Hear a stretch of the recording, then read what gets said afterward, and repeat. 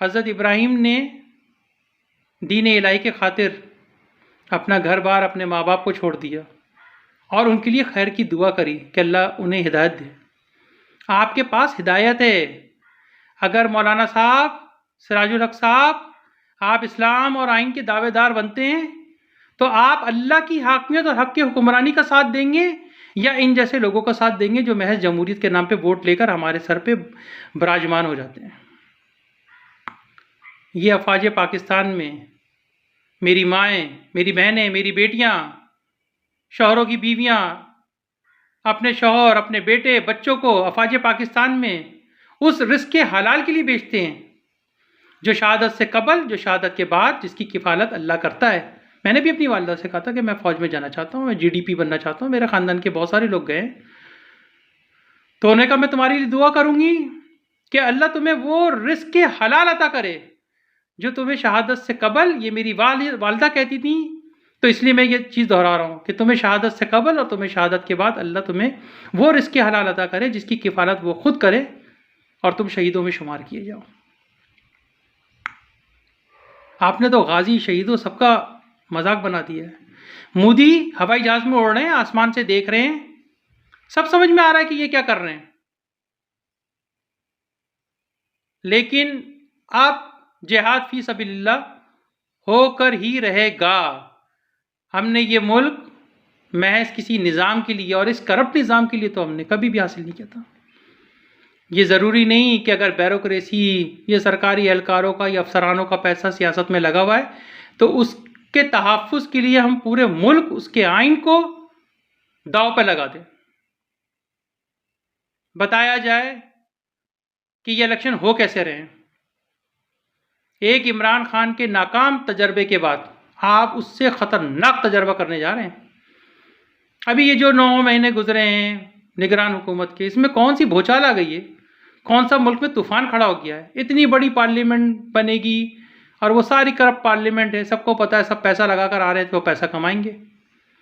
या तो फिर आप लिख कर दें तहरीरी तौर पे इनके अक़वाल, इनके अमाल ये सब सच हैं, खुद सुप्रीम कोर्ट ऑफ पाकिस्तान लिख कर दे कि इनके अक़वाल, इनके अमाल बिल्कुल सच्चे हैं, इसलिए हमने इनके कागजात नामजदगी को मंजूर किया और यही इनका मेरिट है कि इन्होंने हमें ललकारा, आइन को ललकारा, अल्लाह की वहदानियत को नाज़ुबिल्लाह ललकारा, बुतों में उसका शुमार किया, उसकी इबादतों को, दो कौमी नजरिए को झुटलाया, नजरियाती सरहदी तकसीम को झुटलाया।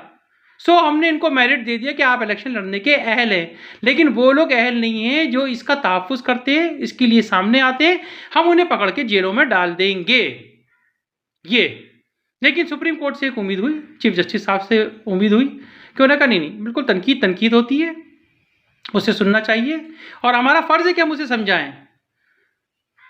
सदर मुमलिकत इस्लामी जमहूरिया Pakistan, supreme commander of Pakistan के पास ये इख्तियार है कि अगर ये इलेक्शन अदालती हुक्मनामे पर हुए, वो अदालत के किसी भी फैसले को आइन के आर्टिकल 45 के तहत रद्द-बदल कर सकते हैं, मौखर कर सकते हैं, तख्फीफ पे डाल सकते हैं। पहले इनसे दीनी तालीमात का हिसाब किताब लिया जाए। जब तक आइन बालादस्त नहीं होगा ये इलेक्शन आइनी नहीं कहलाएंगे। पार्लियामेंट बन जाएगी, हुकूमत नहीं बन पाएगी। हुकूमत के बनते ही 50 लाख सवाल सामने आ जाएंगे कि बताओ आइन की बालादस्ती के लिए क्या किया। जब आइन ही बालादस्त नहीं हुआ तो फिर ये इलेक्शन कैसे हो गए। और अगर यही मेरिट रखना है कि ये बैरून मुल्क बैठ के मुल्क के खिलाफ साजिशें करें, आप लोगों ने डॉक्टर अब्दुल कदीर खान साहब से माफ़ी करवाई ऑन ईयर, जिसने इस मुल्क को एटमी कुव्वत बनाया और जिसने मुल्क के दो कौमी नजरिए को झुटलाया, उसको तमस्कर बनाया, उससे इंडिया के कल्चर जबान से मिला दिया, फिर वहां पे हमला किया, फिर दीन पर हमला किया। आपने उससे माफ़ी तो नहीं दिलवाई। उसको तो शहजादा सलीम बनाकर आप बुला रहे हैं यहाँ पर। एक पहले शहजादा लेकर आए थे लाडला, उसने क्या हाल किया। देखिए बिलाखिर आपने फैसला वही किया आइन के तहत कि वो बाकिरदार नहीं रहा, सीधा वाइट केस है।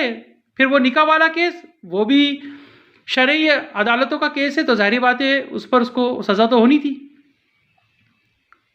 फिर दूसरा कि उसने वो पाकिस्तान के जो मफाद है उससे खेला।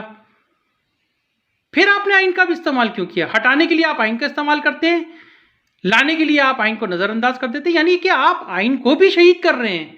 ये पूरी अफवाज, पूरे पाकिस्तान, पूरे मुसलमानों के इम्तिहान का वक्त आ गया है कि आप आइन की बालादस्ती और अल्लाह की हुक्मरानी के साथ खड़े हो जाएं, वरना बहुत मुश्किल हो जाएगा। आप किसी नौजवान को कोई भी बात नहीं कह सकेंगे, जिसका जो दिल चाहे, फिर वो नज़रियाती सरहदी तकसीम को झुटलाए, कल्चर ज़बान को एक कर दे। हो तो यही सब कुछ रहा है ना।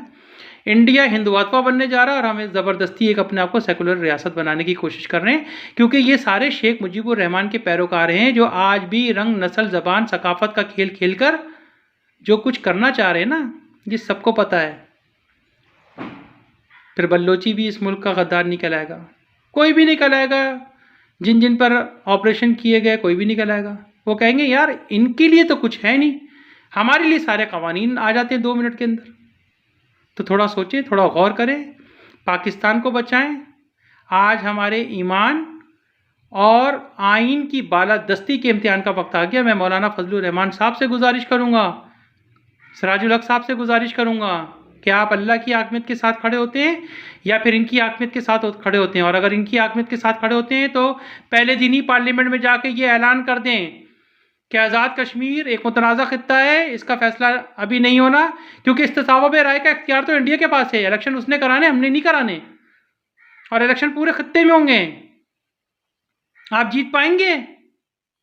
थोड़ा सोचा करा करें यार। अक़वाम मुत्तहिदा बहुत पीछे हट चुका है आप लोग की इन नाअहलियों की वजह से। वो कहाँ हिंदुत्व चिल्लाता रहता था, वो जो आजकल अमेरिका में एम्बेसडर बना घूम रहा है। अब जबान बंद है उसकी बिल्कुल। बस जब इख्तिदार मिलता है, जो कुर्सी मिलती है उसके हिसाब से काम करके, टैक्स ओरिएंटेड वर्क करके निकल जाते हैं। अपना फ़ायदा उठाया, मफाद उठाया, निकल गए। क्यों नहीं उसकी ज़बान खुल रही आजकल? क्योंकि इन सब के कारोबार वहाँ पर हैं, जीरे के, धनिया के, लहसन के, अचार के, इधर उधर। वहाँ पे हमें मंडी मिलेगी यार, बड़े परेशानी हो रहे हैं यार। बेगम साहबा एक तो इस सरकारी महकमों में बेगम साहबा का बड़ा होल्ड है। तो प्लीज़ खुदारा पाकिस्तान को बचाएं। पाकिस्तान का बच जाना इस्लाम की खिलाफत के लिए बहुत अहम है। हमें यरूशलेम पर बहुत बड़े फैसले लेना होंगे। खाने काबा पे जो कुछ होने जा रहा है, मैं बार बार बता रहा हूँ कि वो बहुत भयानक होने वाला है। अरब एक झूठी और मफाद परस्त कौम है। पाकिस्तान जिंदाबाद, पाकिस्तान पाइंदा।